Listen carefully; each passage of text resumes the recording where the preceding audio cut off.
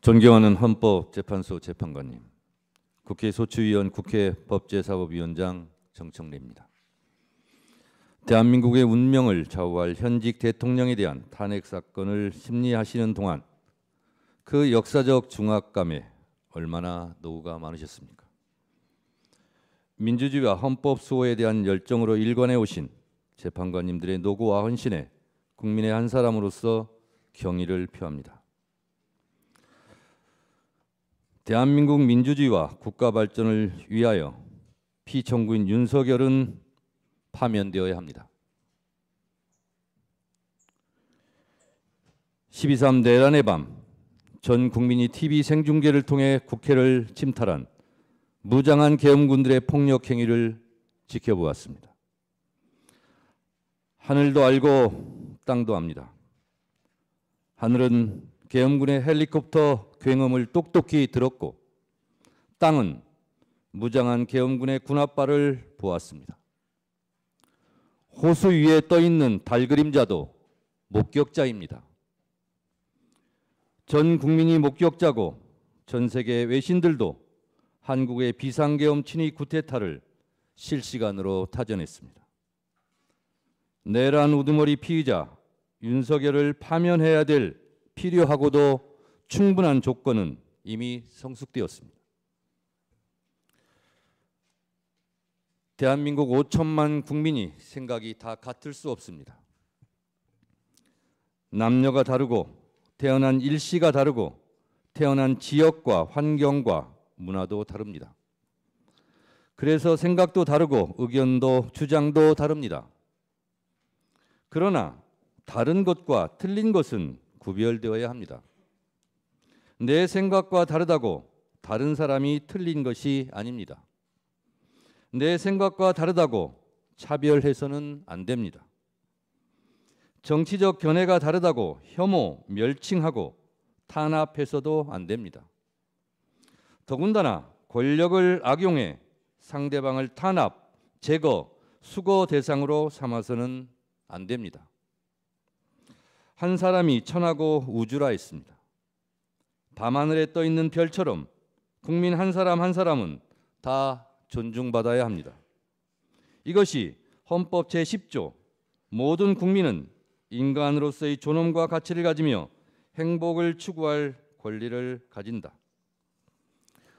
국가는 개인이 가지는 불가침의 기본적 인권을 확인하고 이를 보장할 의무를 진다는 헌법의 기본권 조항들을 관통하는 근본 원칙입니다. 대한민국은 국민 주권 영토로 구성되어 있습니다. 국민이 곧 국가입니다. 국민은 국가를 사랑하고 국가는 국민의 생명과 재산, 안전을 보장해야 합니다. 국민은 국가를 사랑하기에 애국가를 부르고 국기에 대한 맹세를 합니다. 대한민국 국민들은 생각이 달라도 애국가와 태극기를 사랑합니다. 국가를 위하여 개인을 희생하면서 헌신 봉사하는 애국심은 대한민국 국민이 1등입니다. 대한민국 국민은 나라를 사랑합니다. 임진왜란, 일제강점기, 한국전쟁, 군부 독재로부터 나라를 지킨 것도 국민이고 나라를 발전시킨 것도 국민입니다. 허리띠 졸라매며 자식들 교육시켜 오늘날의 민주화와 산업화를 이룬 주인공은 우리의 할아버지, 할머니, 어머니, 아버지 국민들이었습니다. 영화 기생충, 오징어 게임, BTS의 나라, 문화 강국, 올림픽 금메달의 스포츠 강국 대한민국을 이룬 것은 자랑스러운 우리의 아들, 딸 국민들이었습니다.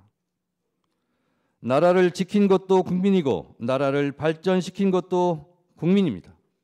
나라의 주인도 국민입니다.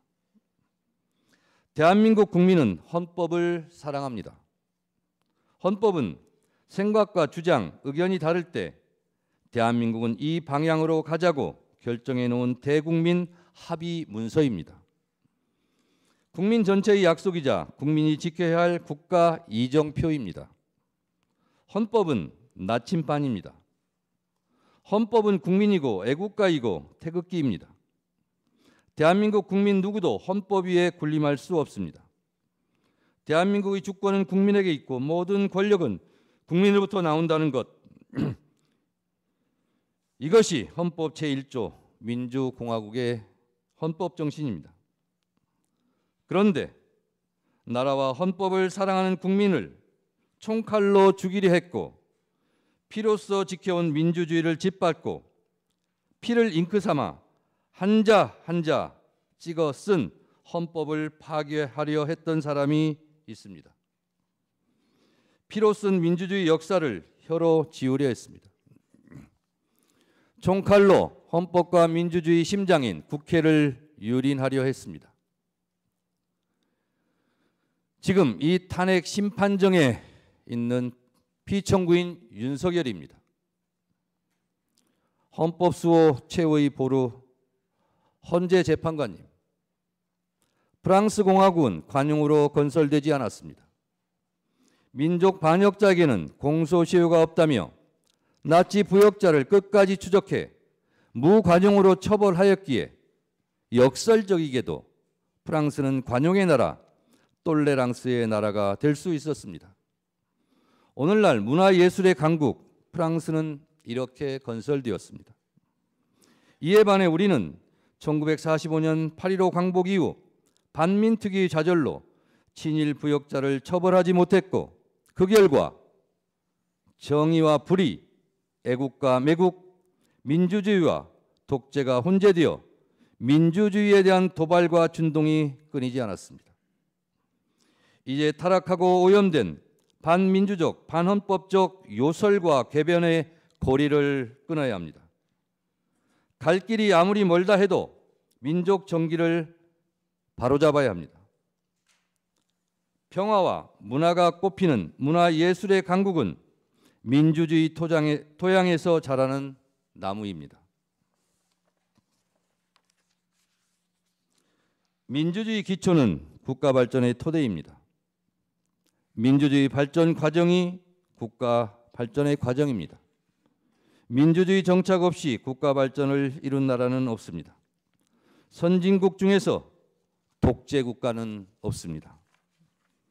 민주주의와 국가 발전의 주적이 바로 독재입니다. 국가 발전을 위해서 독재의 독을 해독해야 합니다. 독재의 전형적 모습이 비상계엄, 내란, 그리고 영구 집권 음모입니다.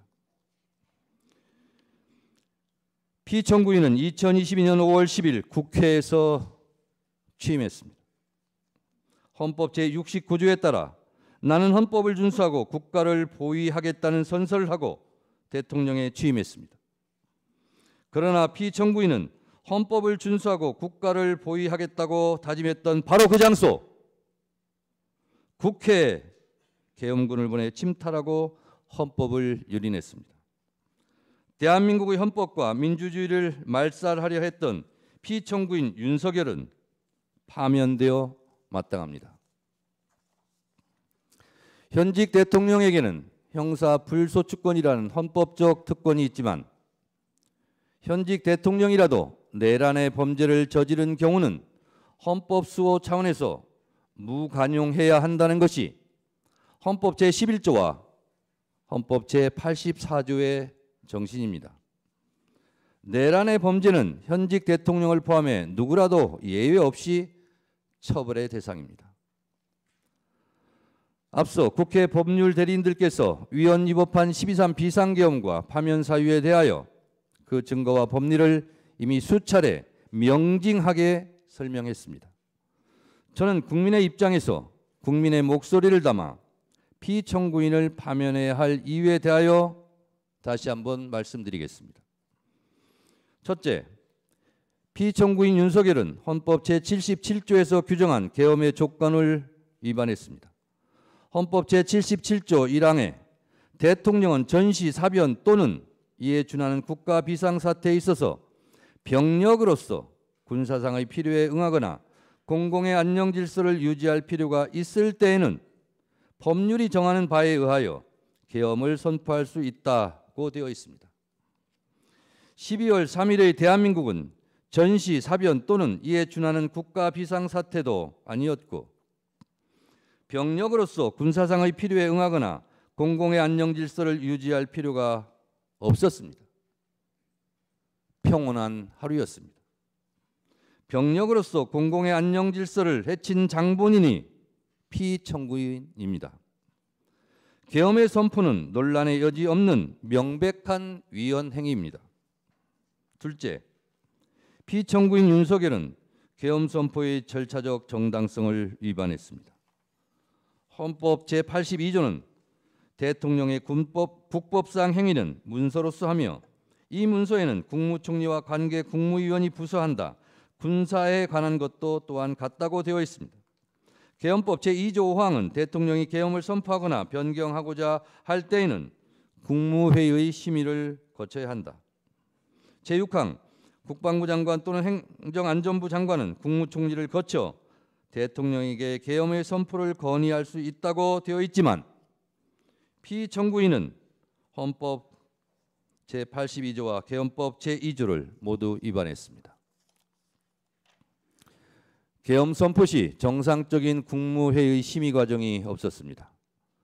국무위원들의 증언에 따르면 국무총리를 거치는 절차도 하지 않았고 개회에서는 폐회에서는 안건 토론 등 정상적인 국무회의도 부서한 회의록 문서도 부존재해 보입니다.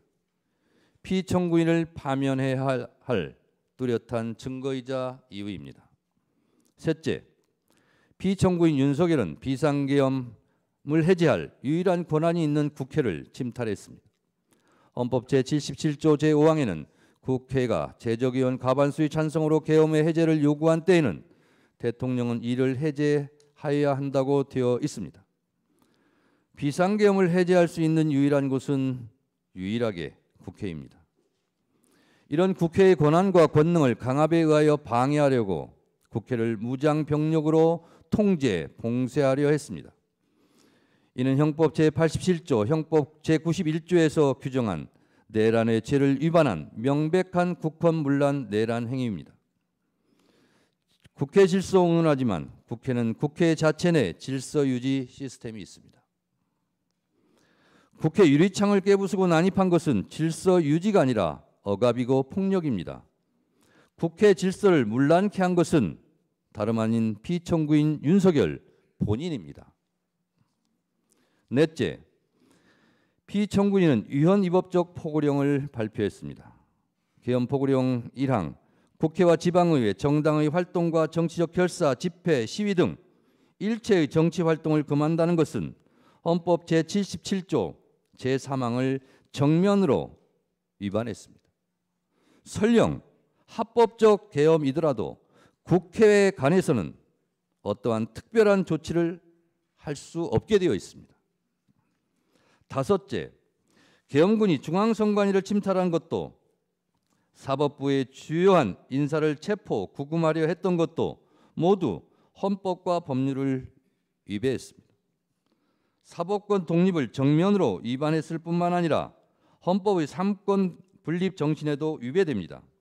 이것은 헌법 제77조 제3항, 헌법 제114조, 헌법 제105조, 헌법 제106조, 헌법기관의 독립성 정신을 위반했고 형법 제91조, 헌법기관을 강압에 의하여 전복 또는 그 권능 행사를 불가능하게 하는 것으로 규정한 국헌문란 목적 내란죄에 해당합니다.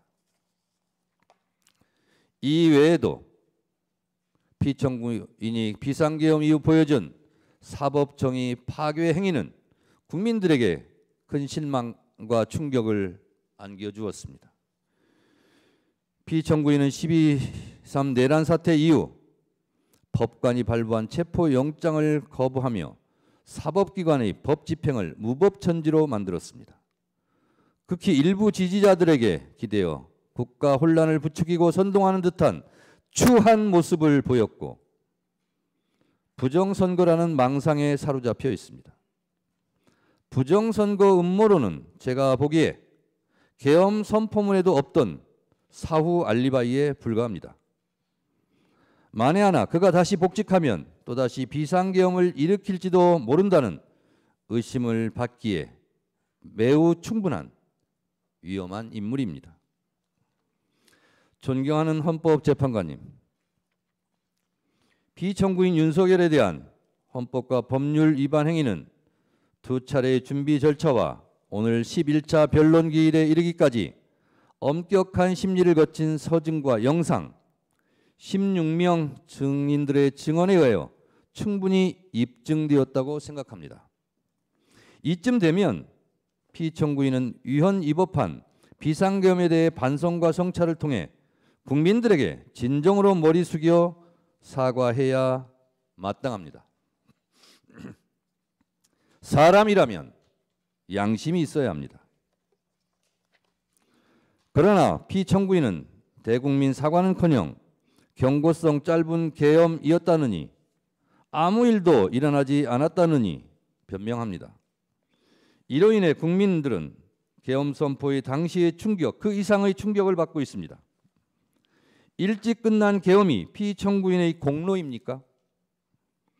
사상자 없이 끝난 계엄이 피청구인의 자랑입니까? 계엄의 피해를 그나마 줄일 수 있었던 것은 국회로 달려온 시민들, 계엄군을 막아선 국회 보좌진들, 장갑차를 막아선 시민들 덕분입니다. 본인도 실토했듯이 명백한 불법 명령에 소극적으로 저항했던 군인, 계엄 해제를 위해 목숨 걸고 담을 넘었던 국회의원들의 합작품입니다. 경고성 계엄이고 아무 일도 안 일어났으니 또 계엄을 하시겠습니까? 사람이라면 염치가 있어야 합니다. 대한민국은 이미 군사 독재와 비상계엄에 대한 아픈 상처를 품고 있습니다. 우리 국민들은 1980년 5월 광주를 핏빛으로 물들였던 전두환 신군부의 비상계엄을 생생히 기억하며 살아가고 있습니다. 왜 찔렀지? 왜 쏘았지? 트럭에 싣고 어딜 갔지? 망월동에 부릅뜬 눈으로 대한민국의 민주주의를 지켜보고 있습니다. 이 광주 학살의 상흔과 그 정신들이 45년 후 내란의 밤 국회를 지켜주었습니다. 노벨문학상 수상자 한강 작가의 말처럼 과거가 현재를 도왔고 죽은 자가 산자를 구했습니다. 민주헌법 지킴이 헌재 재판관님, 피청구인은 비상계엄 긴급 담화문에서 국회는 범죄자 집단의 소굴이 되었고 자유민주주의 체제 전복을 기도하고 있고 국회가 자유민주주의 체제를 붕괴시키는 괴물이 된 것 같다. 대한민국이 당장 무너져도 이상하지 않을 정도 풍전등화의 운명에 처해 있다. 우리 국민의 자유와 행복을 약탈하고 있는 파렴치한 종북 반국가 세력들을 일거에 척결하고 자유 헌정 질서를 지키기 위해 비상계엄을 선포한다고 했습니다. 피청구인에게 묻고 싶습니다. 지금도 2024년 12월 대한민국이 당장 무너져도 이상하지 않을 정도로 풍전등화의 운명에 처해 있었다고 생각하십니까? 혹시 명태균 황금폰으로 인한 본인만의 위기는 아니었습니까? 국회가 범죄자의 소굴입니까? 국회가 반국가 세력입니까? 국회가 종북 반국가 단체라면 총선에서 투표한 국민들도 반국가 종북 세력이란 말입니까?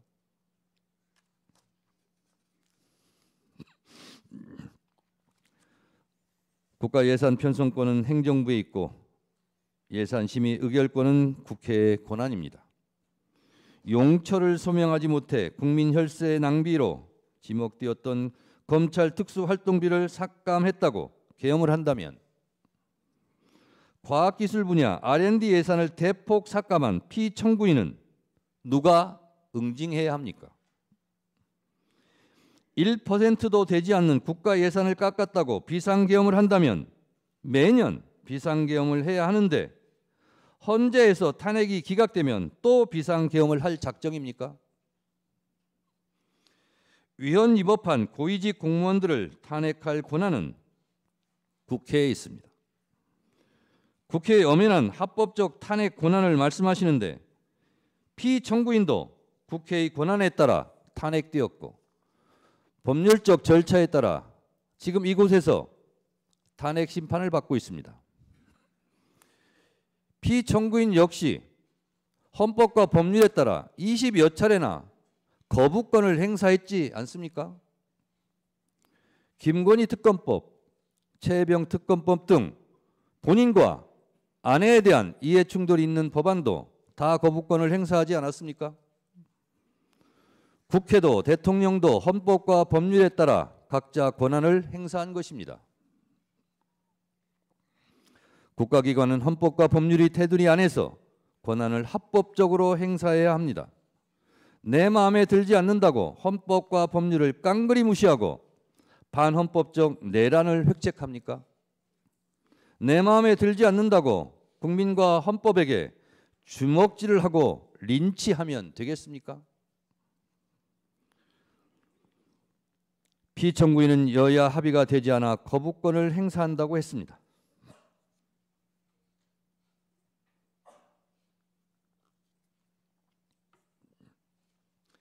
여야 합의는 헌법과 국회법 어느 법에도 존재하지 않습니다.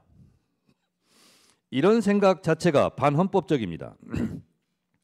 총선 때 한 표라도 한 석이라도 더 얻으려 노력하는 이유는 헌법 제49조에서 규정한 국회 의사결정은 다수결로 하라는 헌법적 명령이 있기 때문입니다. 여야 합의가 법 통과의 전제 조건이라면 이는 총선 민의를 부정하고 왜곡하는 반헌법적 반법률적 언동입니다. 대의민주주의 헌법 부정입니다. 뭐하러 총선합니까?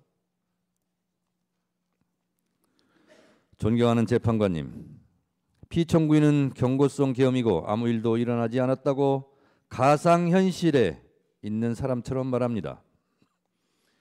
본인은 체포 지시를 하지 않았다며 전 국정원 홍장원 1차장과 전 곽종근 특전사령관의 공작이라고 주장합니다. 누구보다 피청구인에게 충직했던 두 사람이 무슨 이유로 피청구인을 모함한다는 말입니까? 피청구인으로부터 직접 지시를 들은 사람이 두 사람만의 증언도 아닌데 들은 사람들 모두 공작에 가담했다는 것입니까? 이게 가능합니까? 국회 내란국조특위에서 노영훈 방첩사 수사실장은 군사경찰의 미결 수용소라는 정상적인 구금시설이 있음에도 비원 벙커를 확인하는 것 자체가 정상적이지 않았다고 증언했고, 김대우 전 방첩사 수사단장은 이재명, 우원식, 한동훈 3명에 집중하라는 지시를 받았느냐는 질의에 네! 라고 분명하게 답했습니다. 또한 이곳 재판부에서 유일하게 직권으로 채택한 증인인 조성현 수방사 제1경비단장은 역시 내부에 들어가서 의원들을 끌어내라는 지시를 들었다고 똑똑히 증언했습니다. 피청구인 측의 의원을 요원으로 둔갑시키려는 꼼수는 실패했습니다. 설령 야당이 종북 반국가 단체라서 그 주요 인사들을 체포해 구금하려 한 것이라면 집권 여당 한동훈 대표는 왜 체포하려 한 것입니까? 결국 피청구인은 반국가 세력이라는 허울을 씌워 내 마음에 들지 않는 인사들의 씨를 말려버리려 했던 것은 아닙니까? 이들을 모두 수거하고 영구 집권을 꿈꿨던 것 아닙니까? 노상원 수첩은 또 무엇입니까? 노상원 수첩, 잠자리 폭발물 화학약품, 치밀한 수거 계획이라는 섬뜩한 내용입니다. 살해 암시, 노상원 수첩의 문재인, 유시민 등 500명 확인 사살, 정치인, 법조인, 방송인, 스포츠인 전방위 겨냥 포승줄로 수집수 보내 모든 좌파 세력 붕괴. 언론 보도의 제목들입니다. 평생 축구밖에 모르는 차범근 감독은 왜 해치려 했습니까? 차범근 감독은 저는 축구를 사랑하고 축구가 아닌 다른 일이나 가치에 대해선 관심과 욕심이 없다. 내 이름이 그 수첩에 왜 적혀 있는지 황당하고 놀라울 따름이라며 저는 평화와 사랑, 행복 같은 말들이 내 삶에 채워지는 노년을 보내고 싶다고 말했습니다. 이제 몽상에 빠져있던 권력자가 무너뜨리려 한 평화로운 일상을 회복해야 합니다. 피청구인은 아무 일도 일어나지 않았다고 강변하지만 많은 일이 일어났고 계엄의 피해는 엄청납니다. 국민들은 아직도 내란성 스트레스로 잠 못 들고 서부지법 폭동 사태와 같은 끔찍한 사태를 목도했습니다. 헌법수호의 최후의 보루인 헌법재판소까지 테러 위협을 받고 있습니다. 피청구인이 저지른 내란으로 국민들은 서로 적으로 규정하고 심리적 내전 상태에 빠져 있습니다. 존경하는 헌재 재판관님, 대한민국은 수출로 먹고 사는 나라입니다. 대외 의존성이 높은 경제 구도상 국가 안정이 곧 경제고 평화가 곧 경제입니다. 민주주의 선진국 대한민국을 불안한 시선으로 보고 있는 전 세계에 우리의 민주주의 회복 능력을 보여주어야 합니다. 하루빨리 내란을 극복하고 국정을 안정시키는 것이 그 출발점입니다. 계엄에 따른 국정 혼란과 불안감으로 인한 피해가 너무도 큽니다. 1차 탄핵 소추안이 부결된 직후인 12월 9일 코스피와 코스닥은 연중 최저치를 기록했습니다. 계엄 선포 한마디에 시가총액 140조 원이 사라졌습니다. 계엄 이후 환율은 급등했고 내수 경기도 꽁꽁 얼어붙었습니다. 아무 일도 일어나지 않았다는 피청구인의 말과 달리 계엄의 후폭풍은 컸습니다. 건물마다 임대문이, 안내문이 나붙고 식당 주인은 손님이 없다며 아우성치며 폐업을 고민합니다. 오늘 최후 변론서를 작성하겠다고 국민의 목소리를 댓글로 달라고 했더니 한 분이 댓글을 달아주셨습니다. 수천 명의 목소리 중에 한 목소리입니다. 저에게 보내온 한 소상공인 사장님의 읍소입니다. 제조, 도매 자영업자입니다.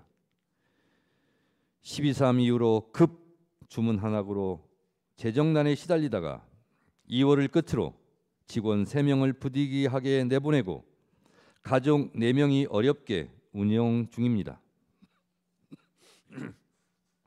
지난 1년 동안 워낙 어려워도 직원들 월급은 마이너스 통장으로 어찌어찌 채워졌는데 계엄 이후로는 IMF보다 심각한 것 같아요. 50년 동안 지켜봤던 공장 문 닫게 생겼습니다. 이것이 고통스러운 국민들의 목소리입니다. 국익 추구가 최종 목표인 외교적 피해가 막심합니다. 미국 정부는 비상계엄 발표가 미국 정부의 사전에 통보되지 않았다는 점에서 당혹과 우려를 표했습니다.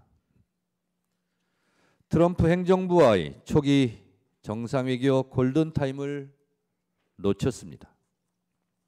2024년 12월로 예정되었던 일본 나카타니겐 방위 대신의 방한, 2025년 연초로 예정되었던 이시바 시게루 일본 총리의 방안이 취소되었습니다. EU와 유럽 국가들은 한국의 민주주의 훼손에 대하여 우려를 표하고 있고 스웨덴 총리 방안이 취소되고 2025년 상반기로 예정되어 있던 마크롱 프랑스 대통령의 방안도 연기되는 등 국격 실추에 따른 피해가 너무도 큽니다. 존경하는 재판관님, 비상계엄 이후 가장 큰 피해를 입은 곳은 대한민국 국군입니다. 군부 독재의 폐해를 되풀이하지 않기 위하여 우리 헌법 제87조는 군인은 현역을 면한 후가 아니면 국무위원으로 임명될 수 없다고 규정해 군의 정치적 중립을 선언하고 있습니다. 그러나 피청구인의 사적인 목적 달성을 위해 계엄군으로 동원된 군은 자신들이 지켜야 할 국민들에게 총뿌리를 겨누었다는 오명을 쓰게 되었습니다. 실추된 군의 명예를 되살려 이들이 다시 나라와 국민을 지킨다는 자긍심으로 복무할 수 있도록 해야 합니다. 그 출발점은 군의 존재 이유를 허물어뜨린 피청구인에게 응분의 책임을 묻는 것이 되어야 합니다.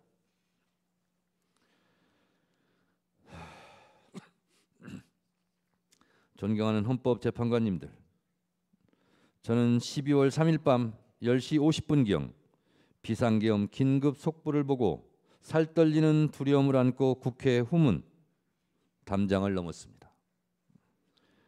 계엄군이 먼저 진을 치고 있다가 체포 연행하지는 않을지 두려웠습니다. 국회 운동장 근처에서 본청으로 한 발짝씩 내디딜 때마다 36년 전 1988년 9월의 밤이 마치 어젯밤 악몽처럼 떠올랐습니다. 새벽 1시 안기부에 잡혀 지금도 알 수 없는 서울 을지로 어디매쯤 한 호텔로 끌려가 수건으로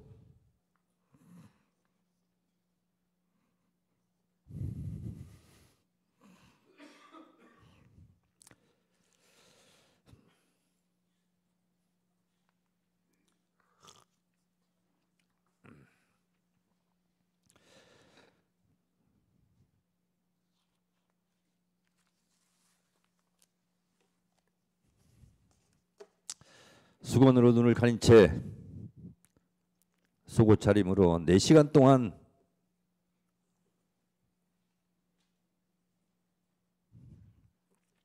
주먹질, 발길질로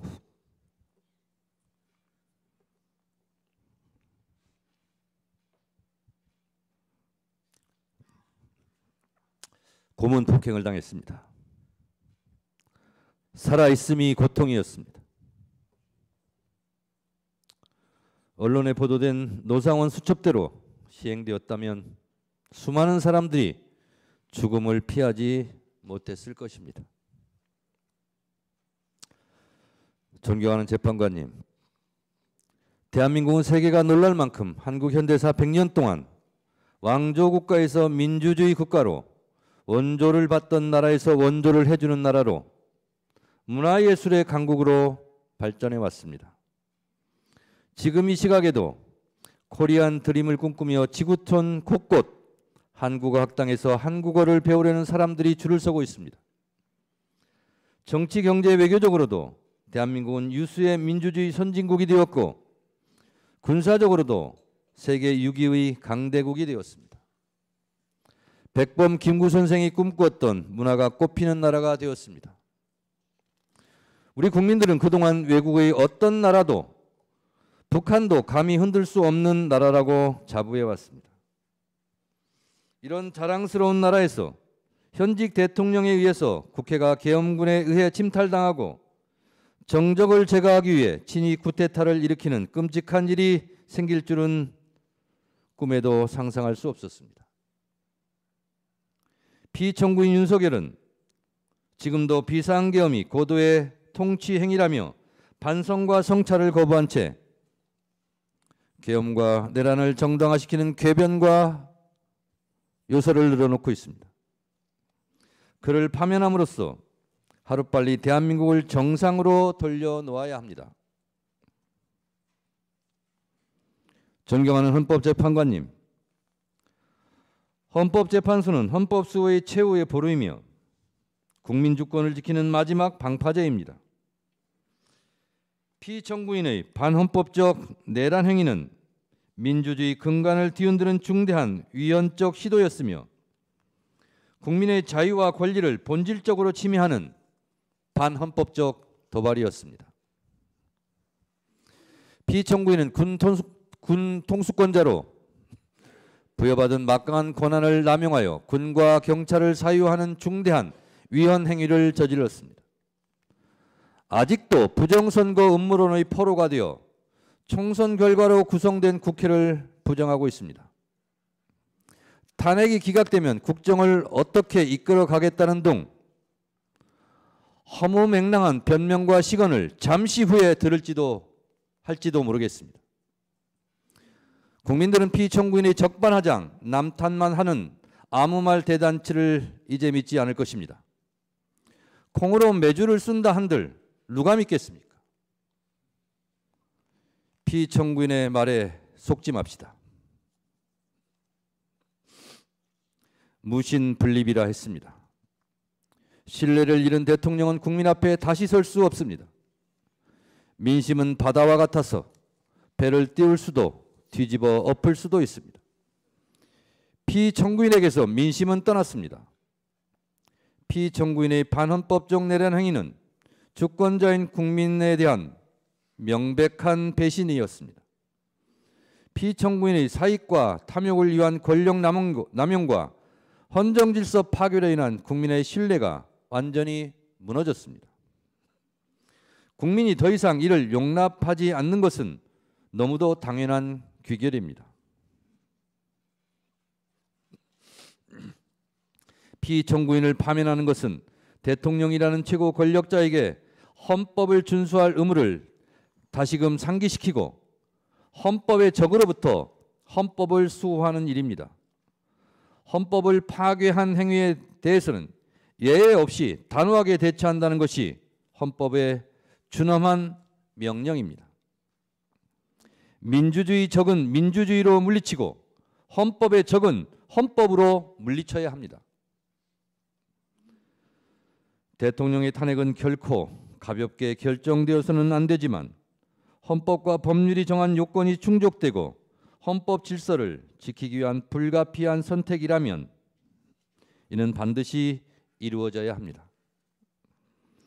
지금 우리에게 필요한 것은 헌법 위에 군림하려는 무소불위의 왕이 아니라 절제 권력자도 잘못하면 벌을 받는다는 일반 상식입니다. 대통령에 대한 파면 결정은 사적 감정의 정치 보복이나 정치적 공격이 아니라 오직 헌법과 법치주의를 회복하기 위한 헌법 수호자의 결단입니다. 피청구인 윤석열에 대한 파면 결정은 대한민국 민주주의 놀라운 회복력을 보여주는 동시에 대한민국 헌법이 살아있고 현실에서 작동하는 실질 규범이라는 점을 보여주는 역사의 기록이 될 것입니다.